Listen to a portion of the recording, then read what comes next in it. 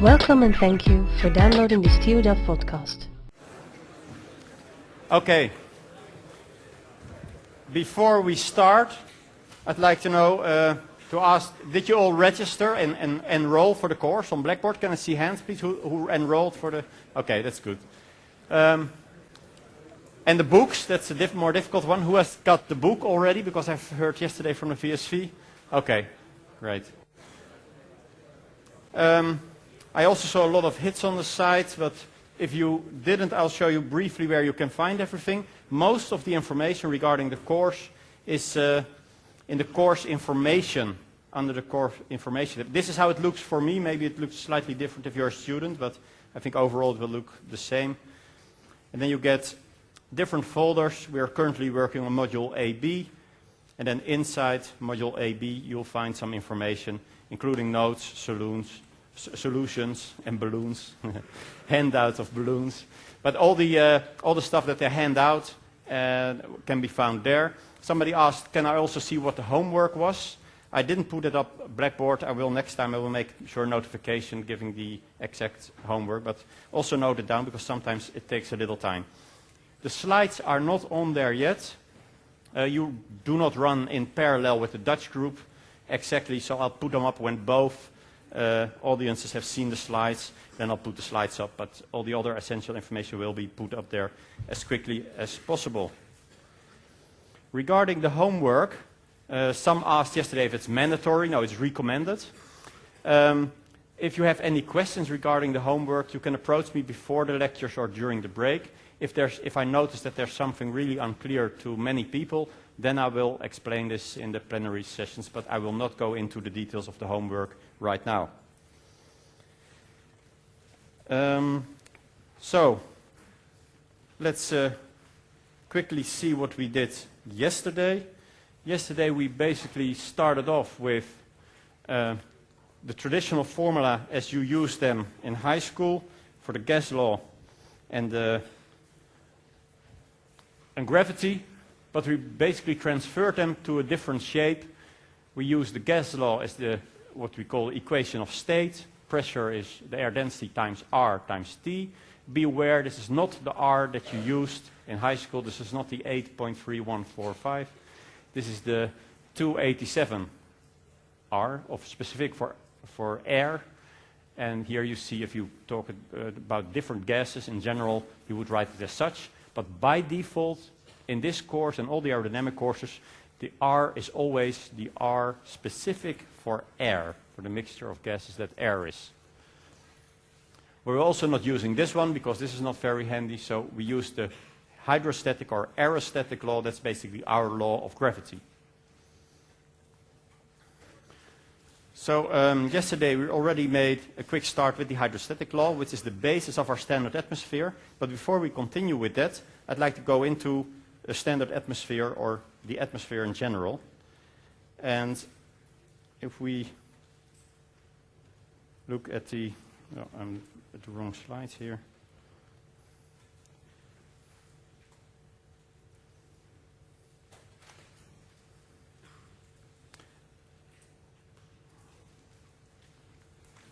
So if we talk about the atmosphere, it's very important for us to know the characteristics of an atmosphere. Different screen. So we have a short look at that. We also saw that you could get really high with the helium balloon and a camera underneath, as we will do again this weekend with the students from VME. But you could also go there yourself, of course, if you put yourself underneath a balloon. And there were, in the 60s, there were some experiments called Excelsior 1, 2, and 3. And at one point, they sent somebody up high, really high, with a helium balloon to test whether you could jump from this altitude, basically in preparation of ejecting from high altitude aircraft. And it's really fascinating to see. I'm not going to run the complete video right now, but you can when it's on the Blackboard. It really is like space. He needs a space suit and everything, and he was really a daredevil that he went to do this. He went higher and higher in stages. They did it 60,000 feet first and later went to 100,000 feet. At some point, he had a problem. We will calculate later, remember this altitude, what the circumstances are that high in the atmosphere. How close is it really to space? Is there still a lot of air around, or is it really nearly vacuum? Of course it is, if you compare that you already need oxygen mask at 8 kilometers altitude, Mount Everest. It is really, there's not a lot of oxygen there, and also not a lot of pressure, I can tell you already. We'll see the exact numbers later. But to give an impression, at one point he had a hole in his glove, Mr. Kittinger, and that was of course not a good thing, because then the finger underneath is exposed to vacuum, nearly vacuum. But it seems that the human body has a protective mechanism for that, because the finger was swollen to twice the size that it had on sea level, and in this way it closed the hole of the glove and solved that problem. Mr. Kittinger also lost consciousness at some point. He is one of the few that has gone through the speed of sound without any equipment, just by himself. Luckily he regained consciousness again later, so he could open the parachute in time.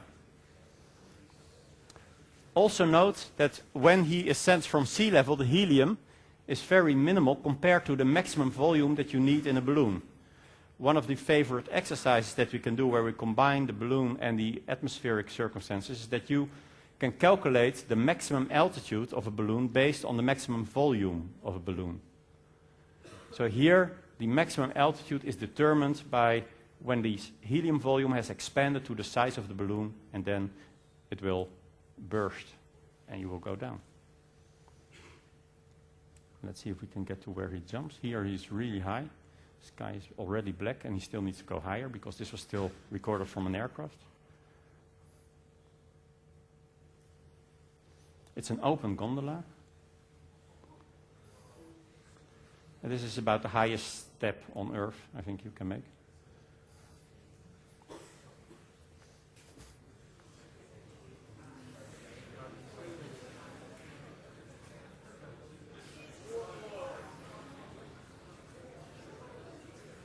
And there he goes. And you could also see, if you watch very close or watch again close at home, you can see the way he moves, that you can really see that there's no air resistance, because even if he's already falling very fast, you can see him moving his arms and legs very quickly.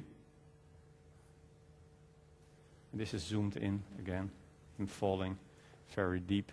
Somebody even made a song about it, and that's added as a soundtrack to this video clip. Okay, but the real atmosphere is very different. Here we see the measurements Tim Zaman made with his balloon, the camera, and he recorded the altitude, but also the temperature inside his little, well, satellite nearly it is, because there's a lot of, it's similar to what you do in space. And you can see that the temperature, which should go down very quickly, doesn't really go down. It's really stays around 20 degrees, and only here it really goes down, the temperature, and you can see that the altitude also goes down. So apparently he had a lot of insulation, and only when it started falling, the insulation didn't work anymore, so it's sort of chill factor, or a lot of air going through the material, because then only the temperature was dropped. If you look at what weather balloons register, they have different temperatures and pressure every day. So this is, for instance, you see different measurements on the same day even, with different weather. So this, you cannot talk about what the pressure at a certain altitude is. You need some reference, some average. Why would we need a reference? What would be the reason that you need a common reference? To do simulations, that's one. Yeah. Other reasons?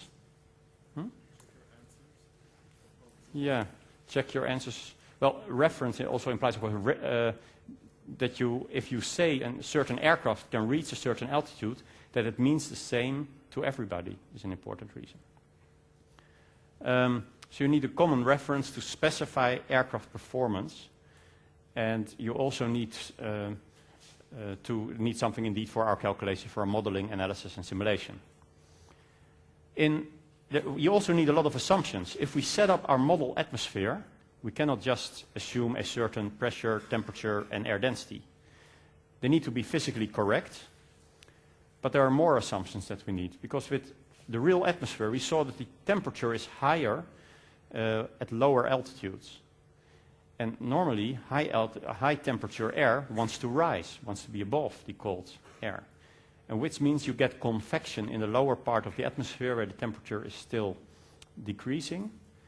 And that's normally, we don't call this convection normally. Normally we call this weather, because that's basically the engine that drives our weather, the convection in the troposphere.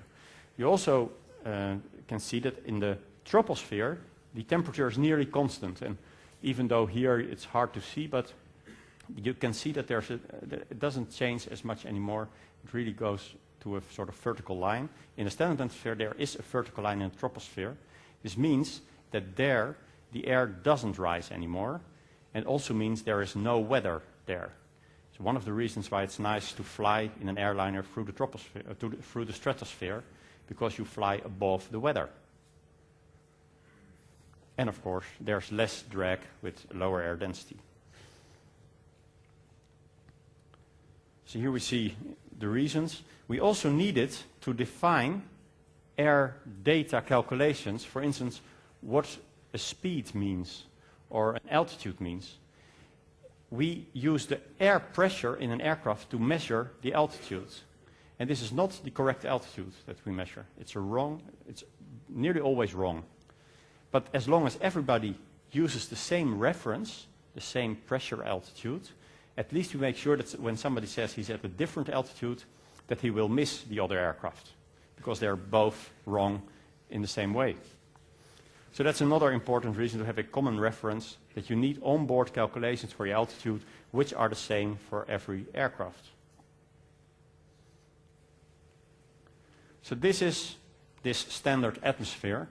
You see it here. We already went through the layers yesterday, the ozone layer, and then again it gets higher there. Here you see the different layers.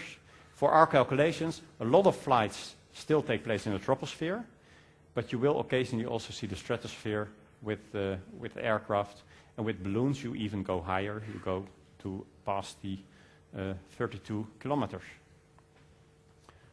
Well, to model a standard atmosphere, we want it to be physically correct. So what we basically have to do is we have to treat it as a real atmosphere and then set the minimum amount of parameters. Well, we saw yesterday that we have two laws and we need to set three quantities. So this gives us 1 degree of freedom. And that's why we can choose the temperature. And that's what we do based on our day-to-day experiences, and we have a sort of average.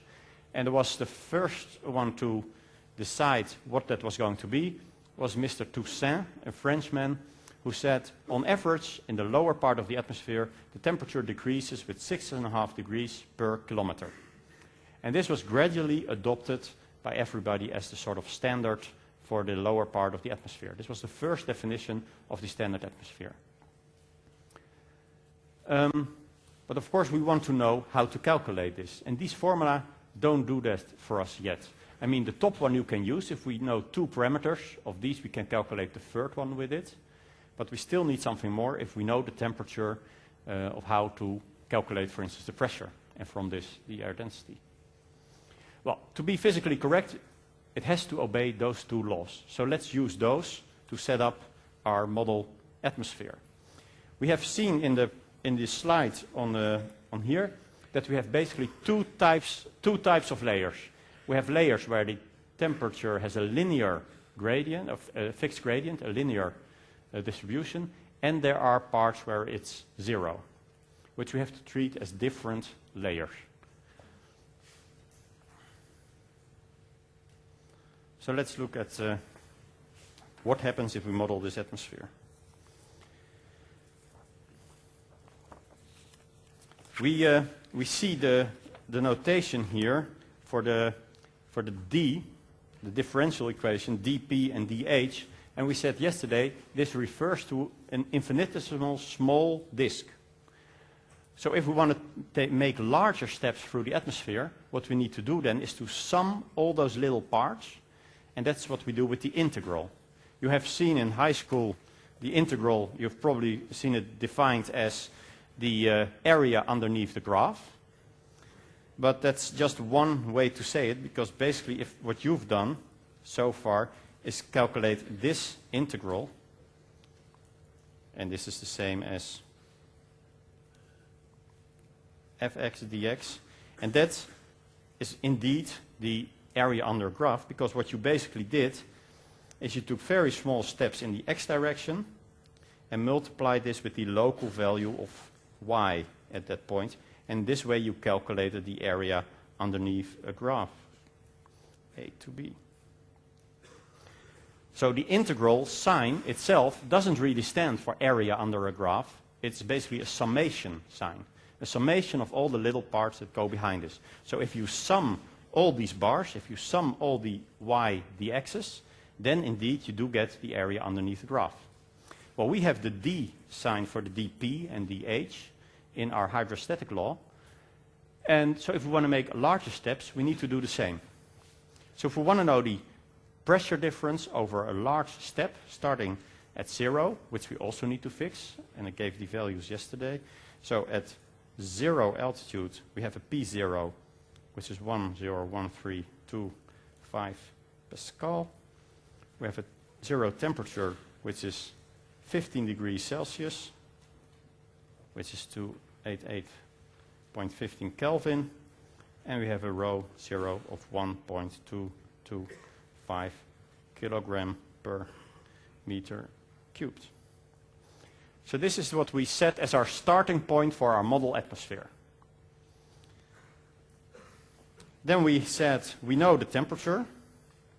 Temperature at altitude is starting temperature plus change of temperature times the altitude, with the A being 0065 Kelvin per meter. Normally it's given as 6.5 Kelvin per kilometer, and often made mistake by students at the exam is that they fill in this value in the formulas and getting very strange answers, but still go on. So always check the SI units. And this should be a minus sign, by the way. It decreases because I've put plus in the formula. 6.5 degrees per kilometer. And Kelvin, a degree Kelvin and degree Celsius is of course the same if you talk about relative temperatures. So this is the temperature. The temperature we know then for the first layer. But now if we want to use the integral and sum it everything for dp,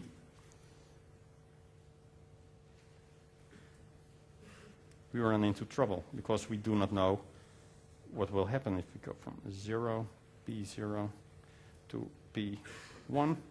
We go from H0, which is 0, to H1. And then we have a problem because the density will vary with pressure, and we don't know the density, because if we would have known the density, we would have known the pressure as well, together with the temperature. So here we need to change it to include something that we do know, which is the temperature. Sir, yes? what is the Second second altitude versus H8? altitude is the altitude of which we want to calculate the pressure. H1 is what it meant to say here. So we want to go from making a larger step, from all the small steps to a larger step, and we need to go to a certain altitude which we call H1. So by this we will derive a formula for the pressure at the altitude H1. Can you see what you're writing, or is this better? So everybody got this? So we need to change the hydrostatic law.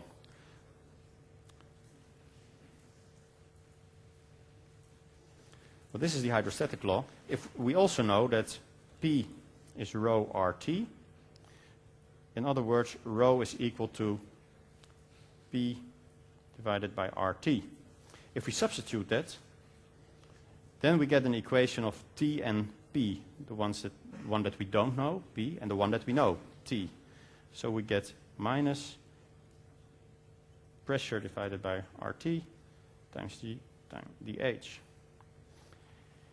And here we can now move all the unknowns, the p's, to the left side, and what we know, leave that on the right side by dividing by p. So if we divide it by p, we get 1 divided by p times dp is minus g. Well, this looks better. Now all we need to do now is to make sure that we have, instead of the t, we have the h, or instead of the h, we have the t, because those two we know, and then we can solve it. Well, we had the formula th is t0 plus a times h. And here, a is the temperature difference per altitude. So you could say it's the temperature difference per altitude difference. In other words, the h is the temperature difference divided by a. And now we're getting somewhere, because if we fill this in,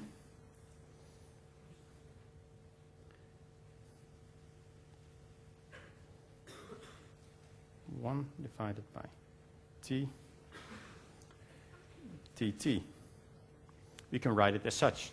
So I've moved the a to the first, because it's a constant. I've moved it to the first factor. Here is the a, and here's the dt. So this is dt divided by a, which is the same as dh. And now we've made it more, now we can use the integral finally, because here we've got only p that varies, and we've put it as a function here, and here we've got t.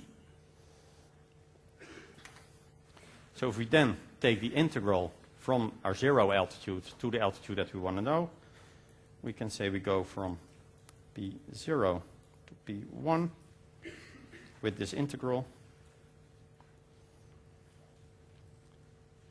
This is all constants, g, a, and r, so we can move that in front of the integral. From t0 to t1, 1 divided by t times dt. If I do something strange which you don't understand, just say so and ask, because just writing it down is not enough. Yes?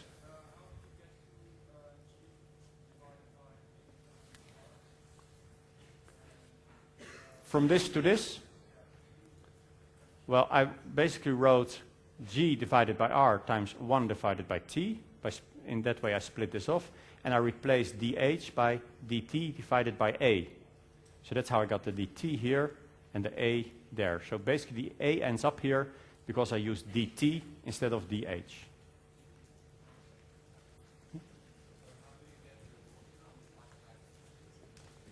Speak out a bit louder, I can't hear you. How do I get to 1 divided by t? Here, this is just from this to this. Well, divide by t or times 1 divided by t is the same. So I just split it off of this. I split it off here, and then I go here. So that's the same t all along, and you get it because of this. Okay?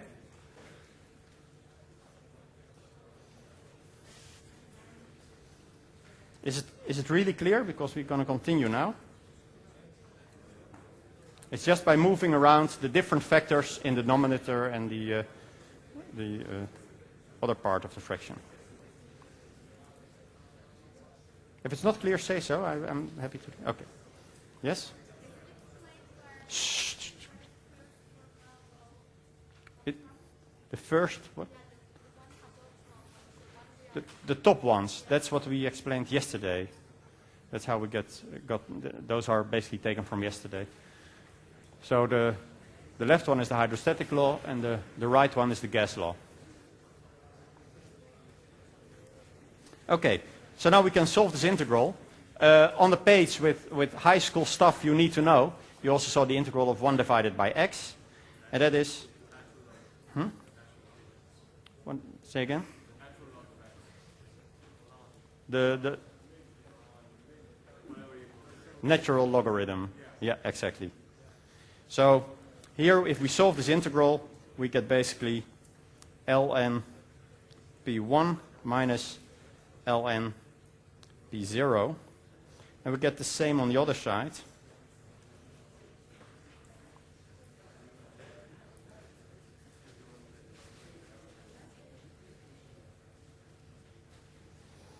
So that's how the natural logarithm comes in. And then, to make this look a bit better, to get rid of the logarithms, we do everything to the power of e. So this then becomes e to the power ln p1, ln p0.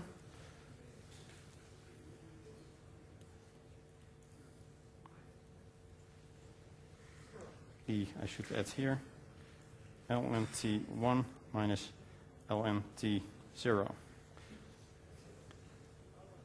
So we do both left and right, we say to the power, e to the power of what was standing there.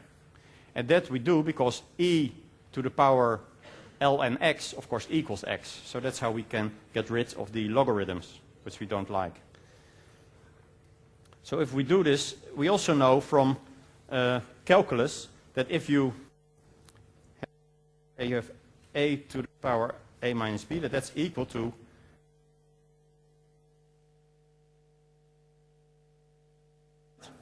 this goes for any power operator. So this is how we first can get rid of this. We can basically say it's the same as e to the power ln p1 divided by e to the power ln p0.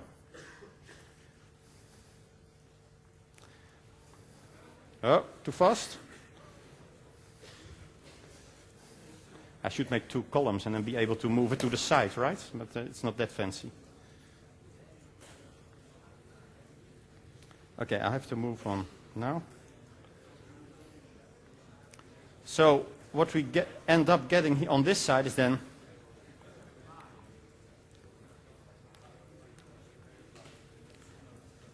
these two. This way.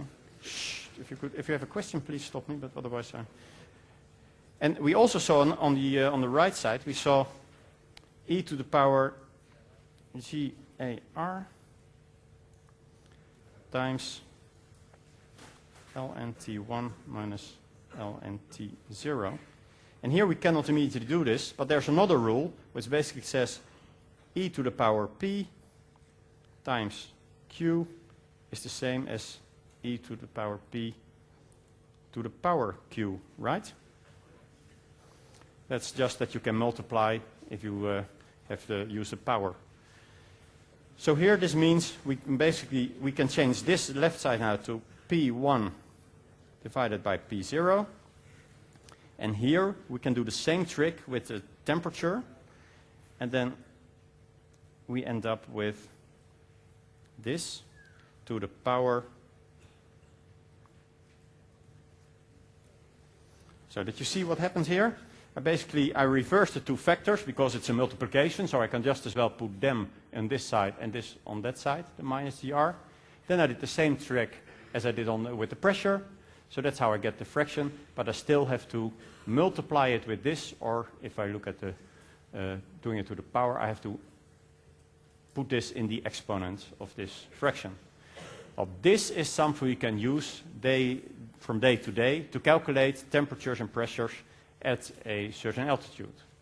Because we know the temperature that we started with, we can easily calculate the T1 with the linear formula using the altitude minus 6.5 per kilometer. Then we have the temperature at the altitude. These are all constants that we know. We fill those in, and then we get the fraction of pressures. We knew this one, and we know that one. So how we normally use this is simply by calculating the pressure. P1 is T0 plus A times H divided over T0, the power of minus AR, times P0. That's how we normally do it. And there we have the formula for a pressure at any given altitude in the troposphere. For the air density, we can basically substitute rho 1 R T1 divided by rho 0 R T0, which is basically the same as P1 divided by P0. And this is still equal to T1 divided by T0 to the power of this exponent. Then we see that basically we see the same R here, so we can take away that one. And then we see here T1, T0, which we want to move to the other side. So we divide by T1 over T0, which means this exponent will be reduced with 1. So this means for the density, the formula looks very similar, but this still has an important difference. It's T1 divided by T0 minus G divided by AR minus 1. And here again we can calculate the T1 by filling in this formula, and in this way we can immediately calculate the air density at any given altitude for any layer which has a linear change of temperature.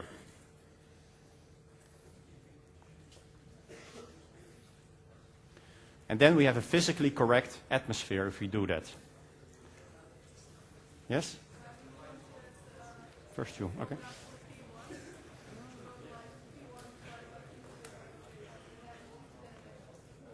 Here. How do I do that? What I do, I multiply left and right by P0, so this is how I get here. And T1, I just fill in the T0 plus AH. Say again, what happens in the last move here? The minus 1. So here we can take away the R, this is the same. And then we divide, both sides we divide by T1 over T0. So we divide by this fraction, and dividing by it is the same as lowering the exponent of minus 1. So I could also say I add times T1 divided over T0 to the power minus 1. And then you add the two exponents, and that's how you end up with the minus 1 there. Can we get rid of the minus 2? Yes, of course. If we revert those two, we can get rid of all the minuses. That would also be a nice touch. It's commonly used as this one, maybe to avoid errors that you fill in the wrong temperature or something. If you use this formula, there are some steps with exponents and things you have to calculate. Always check whether the numbers that you get, whether they look real to you. So if you suddenly get a higher air pressure when you go higher, something must be wrong. Or if you get strange temperatures or strange exponents, but often do those things. I sometimes see people continue with the strangest answers, maybe out of despair, I don't know. But still, if you see an odd number, check your calculations and make sure that it makes sense. So get a feeling for these numbers. Next week at the instruction session, we will also have an exercise in which you need to do this with numbers. Then you will get a feeling for it. And also later, we will go through different layers, and then you will also see some numbers in the next hour. So this is for a gradient. Of course, there are also the isothermic layers, isotherm layers, where we have constant temperature, and then this doesn't work. We've done two things which should make us cautious. A bit quiet, please. If you have a question, raise your hand, and otherwise, just wait. You can also ask me in the break. This is, of course, the other computer. What we've done here, we have to be careful. What we did here, we put the G in front of the integral sign. But in real life, the gravity acceleration reduces when you go higher. So we made a small error. You can read on in Anderson and also on the handout what that error is. And this means that this assumption of a constant gravity acceleration basically means that we have not used the real altitude. So the altitude that we have here is called the geopotential altitude, and it's called h, and we use this as if it were the standard altitude. But be aware, there's always a small error, but it's negligible small, so it's really very small, and that's why we are, as engineers, say, okay, as long as we all use the same altitude, we make the same error, that's okay. But check out what the difference is, and you will see that it has to do with the altitude compared to the radius of the Earth. So that's why it's very small. The other thing that we did is that here we divided by A. So there you can also see that if there is no change of temperature, this doesn't work because we cannot divide by A, we cannot divide by 0. So what happens if there's a constant temperature? We have to step back then to the very beginning of these calculations. And we have to go back to basically 1 divided by P over dP is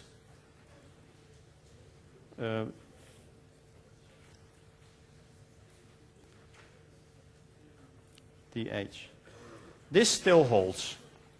This still works. So then we have to see what happens then next. Basically, we say the temperature is the same, so that has become a constant. So basically, we can immediately go to the integral here, and we say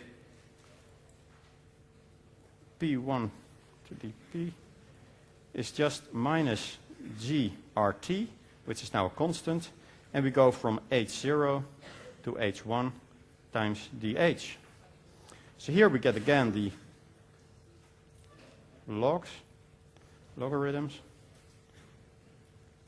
And here, what's the answer to the integral on the right side here? H1 minus H0, that's right. H1 minus H0. Because the primitive function of 1 is H, and so we fill in H1 and H0 and subtract H0 from H1, and this is how we get this. So then again, if we now use, to get rid of the ln, take to the power of e, you get P1 over P0 here, and here we get e to the minus .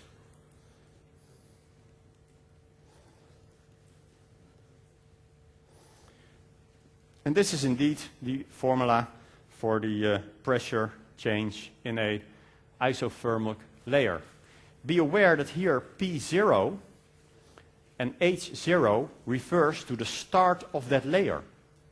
So it means that because the atmosphere is made of different layers, we have to step through the atmosphere per layer. So you start off with sea level, then you go to the first layer, and then your indices sort of shift, and then the base values for your next layer are used in this formula as the reference values, as the zero values. I'll show you later how this works. But here we can also see what happens to the density then here. We can again fill in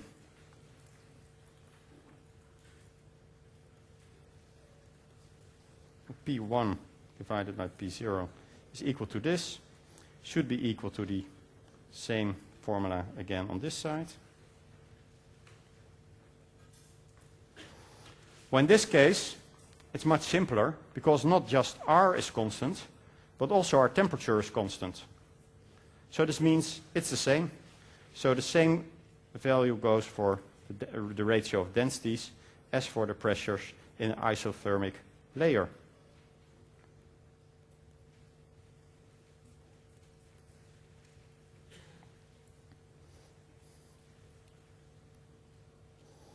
So this is much simpler. This fits on one page.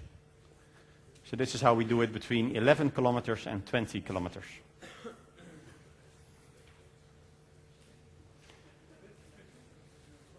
Between 11 and 20 kilometers for every layer where the temperature is constant. There are two layers, in fact, if you remember correctly. From the chart, there were two layers where the temperature is constant, the inversions. It's basically, if you see here, I'll put the other one back up in the break. Here you see the first layer from 11 to 20. Here you see it again, the second, and here we never fly, but there's a third one even there. And these two are what you most commonly experience. Very often we fly in the stratosphere, so you first then have to go from 0 to 11 kilometers with the first set of formula, and then you have your starting values for the next phase, and then we use the second set of formula for this layer. And sometimes if you have to go above that, we even have to go on in the other direction.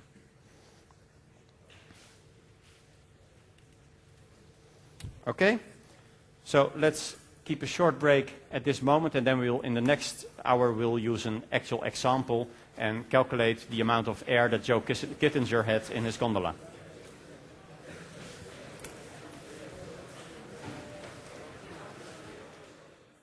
Continue.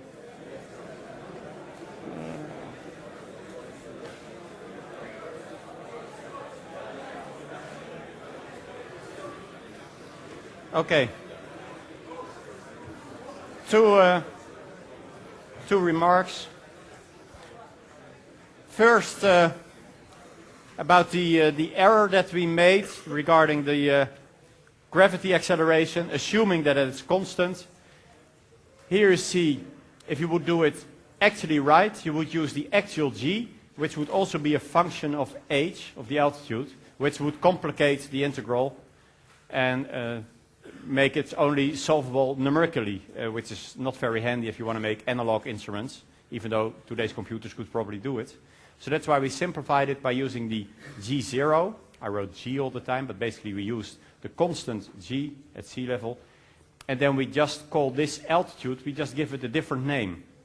So we call the actual altitude is the geometric altitude. That's the correct altitude, the real altitude. And we use the index g for that. hg is the geometric altitude. But by default, we will from now on use the geopotential altitude, based on the calculations for pressure, and that's we call h. But just in the back of your head, remember that it's the wrong one, but if you see that at an altitude where we rarely fly, 63,000 feet, the error is only 0.3%. So that's why we think it's acceptable to do it as such. But one of the questions could be is explain the difference between geopotential and geometric altitude and derive the relation between geopotential or geometric altitude. And then you have to answer something like this. Oh my God, well, it's not that hard. It's pretty straightforward, actually. It's simpler than the other ones, I think. So you would be lucky if I asked this. Be aware that the derivation is part of what could be asked at the exam. It's not just to explain where the formula comes from. We want you to be able to derive these equations for two reasons. First, to understand what's going on, but also as a sort of practice, because in later years you have to be able to derive such formula yourself. For two reasons. One is that you could be in some project or assignment where you need to derive something new. And the other one is to save memory space in your head, so that for the exam you only have to remember a few formula and you can derive the others. And that's the only way to survive, because as you will see, the amount of formula quickly accumulates. So you really have to see it as a sort of web of different formula which are all related, and you just pick your nodes, the ones you want to remember, and then you want to make sure that you can derive the other ones. So practice it a bit. The first time it looks very hard, and then you find out that there are just a few hurdles. If you remember those, it's very straightforward. One of the things that I notice every year is that the way we use integrals or differentials is still, for some people, new. Apparently it has to do with also wiskunde B, as it is taught in high school nowadays, doesn't pay as much attention on integrals and differentials as it used to be. So the ones that also had wiskunde D should have it easier. I know also the Belgians have it easier. For them, this should be relatively straightforward. But this is something you'll have to get used to. And otherwise, refresh your memory by looking up the integrals. Just revisit them quickly. Here are some basic integrals. And I'm also using the area under the graph explaining why you go from x to half x squared, for instance, or how I went from dh to h1 minus h0. That's basically the integral of the function 1. And if you see this 1 times the x as the area underneath the graph of the function 1, you can easily see that this area is 1 times the horizontal, which is b minus a. And same goes from x to half x. If you look at the function x, y is x, this has to be a straight line, it's meant to be a straight line, then you can see that the area is half the rectangle here which has the sides x, because y was x, and then half, so x times half. And this is why the primitive function of x is a half x squared. And in the same way, all the functions are derived. You can also remember if you take the derivative of this function, you end up with this one. So it's inverse derivation, if you will. So that's what we used, and that's how we got from 1 divided by x to the ln of x, which is the primitive function of 1 divided by x, which is basically the definition of the number e. So let's use this. For instance, we saw Joe Kittinger jump from an altitude of, what was it, 31? So let's try to calculate p, rho, and t at an altitude of 31.3, or comma, I should say, if I use the Anglo-Saxon notation, meters. That's also something we should be aware of, course. If you look at the English exam, we use the comma to separate the powers of 1,000. So this is not 31 meters, which you wouldn't need a parachute, but it's 31,300 meters. So this should be at, okay. So we want to calculate p, rho, and t at this altitude. So if we look at the graph of the atmosphere,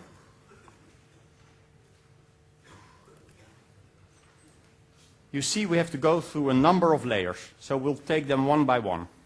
So the first layer is the troposphere, which runs up to 11 kilometers, which has a lapse rate of minus 6.5 degrees per kilometer, and starts off with 15 degrees Celsius, 288.15, and this pressure.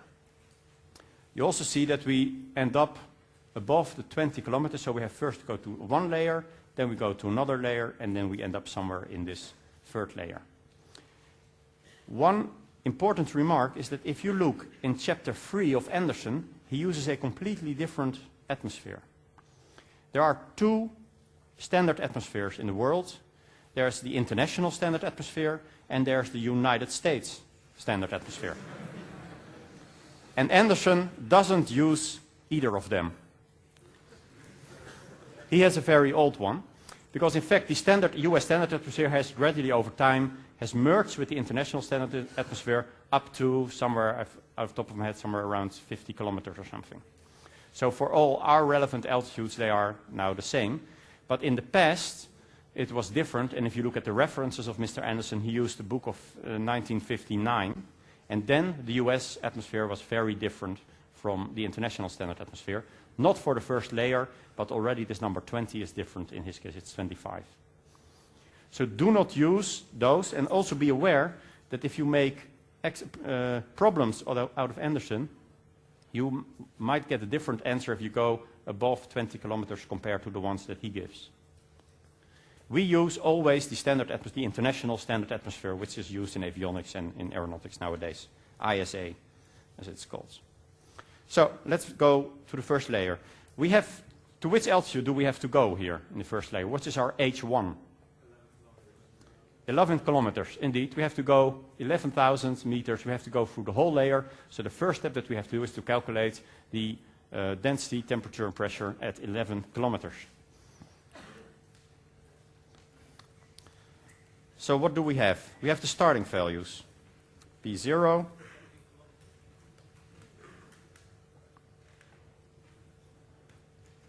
Pascal. We have the rho 0, 1.225. We have the zero temperature, 288.15 Kelvin. We have the lapse rate A, which is? Yes, so it's a decrease, so we had to have the minus 6.5 Kelvin per kilometers.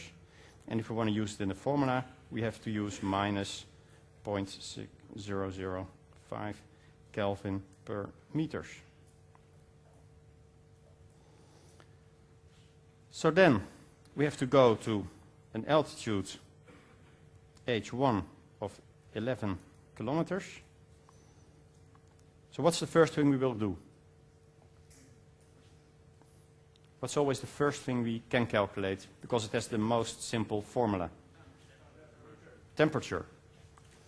So, temperature T1 is T0 plus H times A is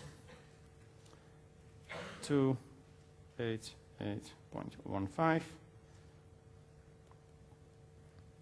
Somebody has a calculator here? Because, times 11,000. This should give us the temperature in Kelvin. How cold is it 11 kilometers up?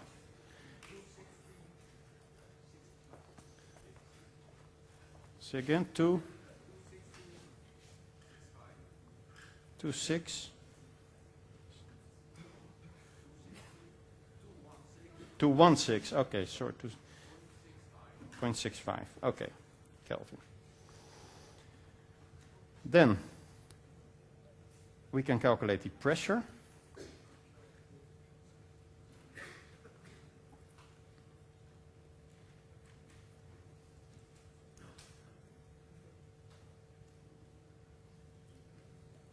By filling in the value of T1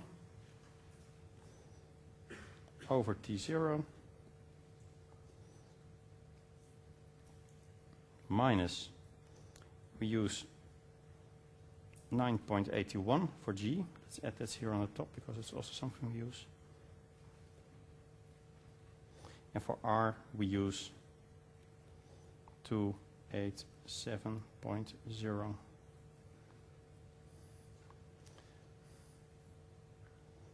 Minus 0.0065 times 287. Well, the easiest thing now to avoid problems is to first calculate the exponent and then the fraction and then multiply it by P0. So what is the exponent here? Somebody calculate 9.81 divided by minus 0. Can somebody calculate this?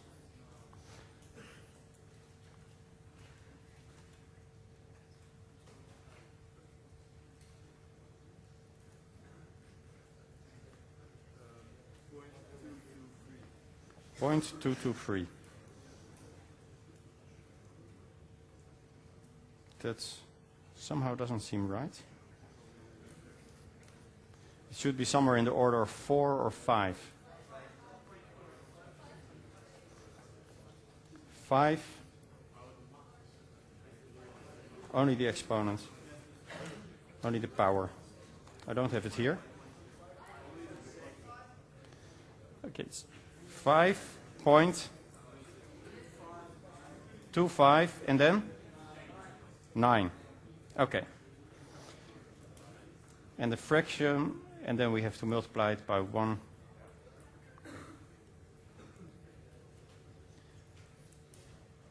Well, I have the end result here. But if somebody can calculate with me,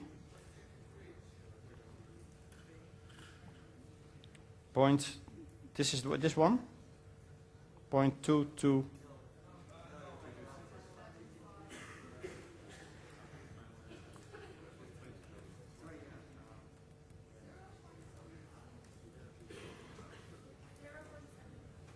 .75.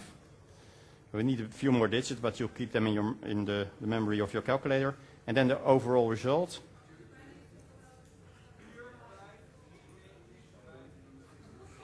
Now it should be something like 22,000 and then some 614 right here.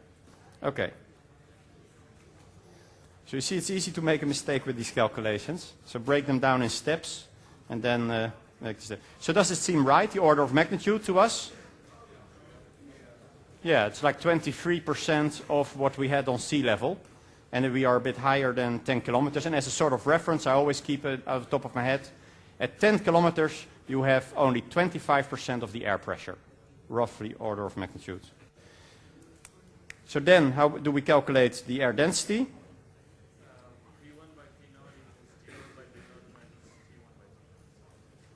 The density we can calculate by just using rho RT, and then saying rho is P divided by RT. So we had, what was the number? 22614 divided by 287 times the temperature, which we also had calculated, 216.65. And this should give the density, rough order of magnitude should be 3636 kilogram per meter cubed. So this is also indeed in the order of around 25%. They don't differ that much, the P and the density, and at least it goes down from 1.225 to 0.36. So that seems about right. So this is our rho 1 and P1, and they now become our new starting values for the next layer. So they now suddenly are our P0, which is 22614. Our rho 0 is now 0.3636. And our T0 is now, we're going to step into the next layer. So what is the next layer? That was very quick. I'll get back to it in a second, no problem. So in the next layer, we see there a constant temperature. So there we use the other formula, the simpler ones.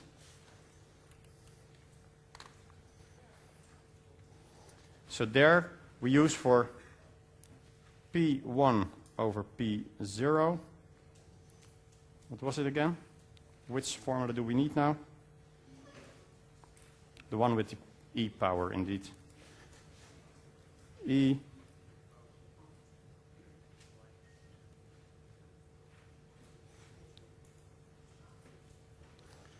this one, right? And there we have to think, what is our H1 and what's our H0 now? H1 20,000 and H0 is now 11,000. So the difference is 9,000. So we can calculate this by e to the power minus 9.81 divided by 287 times the temperature, which is the same for the whole layer, times 9,000. And this times the starting pressure, 22614. Yes?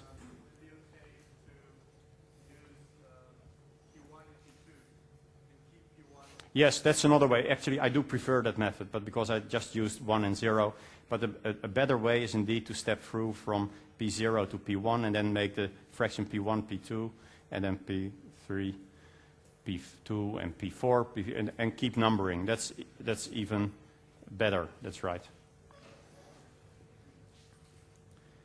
So this one ends up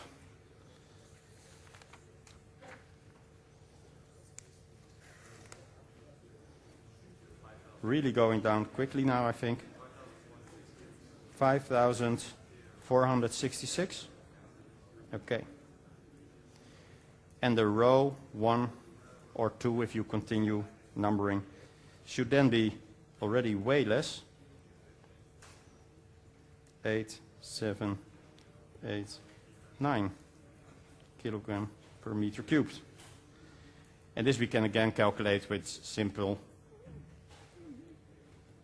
gas law. So even though we derive the formula for rho and for pressure in the fraction, often you only use one of them, and then you use the gas law to calculate the other. So now we are at what altitude? At 20 kilometers. Still a bit to go. We want to arrive at the altitude of Mr. Kittinger. Next step is, well, we're lucky that we're just underneath the 32 kilometers. That saves us one part of the calculation.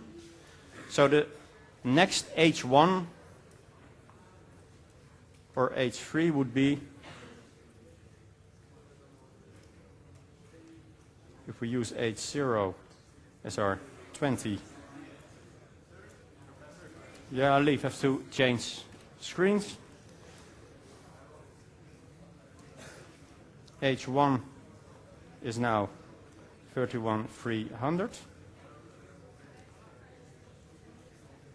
T0 is our 216, the constant temperature of the previous layer. P0 is now our previous pressure, which was 5,466 Pascal. And rho 0, if we need it, is 0.08789 kilograms per meter cubed. So the next layer is again a gradient. And we have to see what the value of A is. And there we see that the A is now positive. And it's Kelvin per kilometer. So A is now 0.001 Kelvin per meter.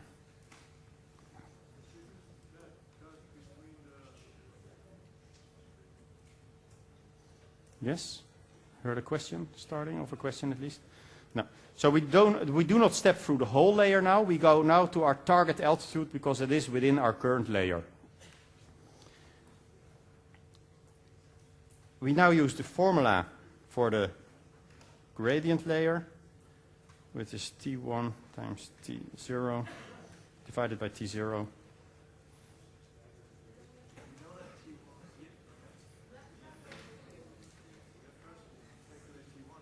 We first have to calculate T1, that's right. So first we have to calculate T1, which is T0 plus H, 8 times H, which is 216.65 plus 0.01 times the delta H, it should be, because we have to start from the base of the layer. So we have to subtract 20 kilometers, so that's 11,300. Which is, you see, should be about 11.3 degrees, right? So we can do it out of the top of our head, but I'm going to look anyway.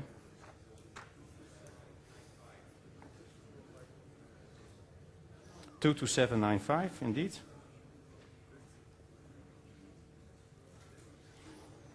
So by filling in the different values, we now get 227.95 divided by 216.65, 9.81 divided by positive number this time, and this times our P0, because I've left it out on the left side, 5466. And this gives us, if you would calculate it, I did somewhere, 961.4 is what you should get if you calculate this. Rho 1 is P1 divided by R T1 is 0.01469 kilograms per square meters, per cube meters. So these are the values that we then have at Kissinger's altitude. Before I box it, I should reduce it to the significant numbers that we got and that we have, but I'll leave that for now. So this is the end result. So let's look at the numbers. Why was Mr. Kittinger moving as he was, as if there was no air? Well, because there was a pressure which is less than, less than 1,000. So less than 1% of the air pressure here. So 99% vacuum. The air density was even less, it was 0.01, while on sea level we have 1.225. And the temperature was not the worst, because it was increasing a little bit, but still quite cold, minus 50 degrees roughly, is the temperature that he needs to protect himself against. So this is when, apparently, what makes a finger double its size, if these are the circumstances, as we know now from empirically. So these are the kind of calculations you need to be able to do yourself. So if you have any questions, please ask. Yes? Say again? A bit, could you keep it quiet? The previous page.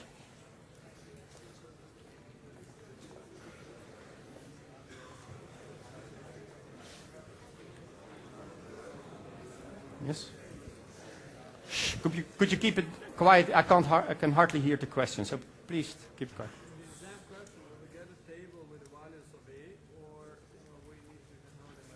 It's a good question. Do we need to know the different layers by heart, or do we get a table? You will get a table.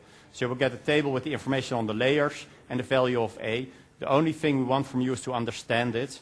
You don't have to remember all the numbers, not even the sea level numbers, though it helps. In general, you need to know those to get a feeling for whether numbers are right. But we will give every constant that you need, or any definition of the standard atmosphere that you need. You will get in the exam. So you don't have to know those by heart.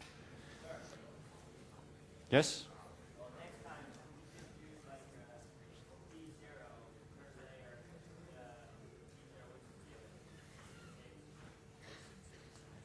Could you use the P0 from the layer, from the table, you mean? Yeah, but we won't give that table that far on the exam. So you could learn them by heart to check your calculations, but we want to see that you can calculate this, because these are relatively simple calculations compared to what you get later in aerodynamics. So they are a good practice to show, to do this. And you should be able, as an aeronautical engineer, to get roughly on the back of the envelope, do some calculations that give you the air density at altitude. Because we have looked at the pressure a lot, but in fact it's the air density that you will use most of the times at altitude.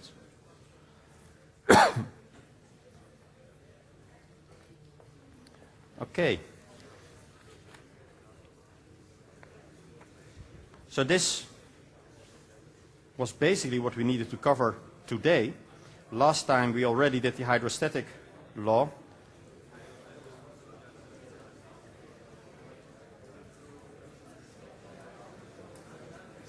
So I'll quickly go to the homework. You will find all the derivations also in the handout and in the book. I want you to check the problems, to try the problems of chapter 3, 3.1, 3.3. They talk about the formula of Toussaint. Remember, that is the decrease of temperature for the troposphere. That's called the formula of Toussaint. Also study section 3.3. Or, depending on what you prefer, the last page of the handout that I gave today.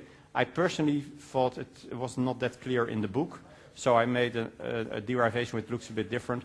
But it looks at the geometric versus the potential altitude. And try that as a derivation yourself, and check whether you understand what's being done on this handout. And I will put the answers to the problems on the Blackboard side again.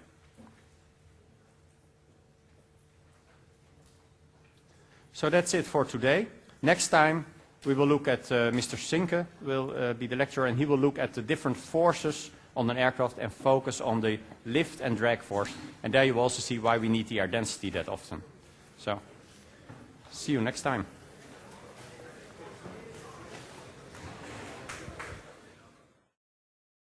Please visit our OpenCourseware website for more information. See you at our next podcast.